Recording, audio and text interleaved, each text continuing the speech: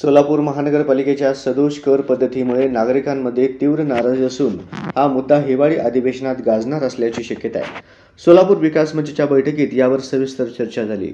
महानगरपालिकेच्या कर प्रणालीवर सध्या 64 ते 84% पर्यंत अवास्तव कर आकारणी होत असल्याची टीका नागरिकांकडून होत आहे.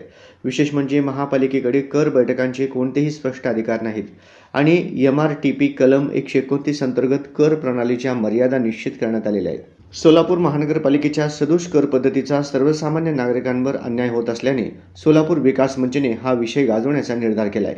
या विषयावर महत्त्वपूर्ण निर्णय घेण्यासाठी हिवाळी अधिवेशनावर सर्वांचे लक्ष लागले आहे. यावेळी सोलापूर विकास मंचचे सदस्य मिलिंद भोसले, योगेन गुर्जर, केतन शहा, ॲडव्होकेट दत्तात्रय अंबुरे, मनोज क्षीरसागर, विजय कुंदन जाधव, सुहास भोसले, आनंद पाटील, किशोर चंडक, गणेश शिलेदार, योगेश जक्कल आदी मान्यवर सदस्य उपस्थित होते.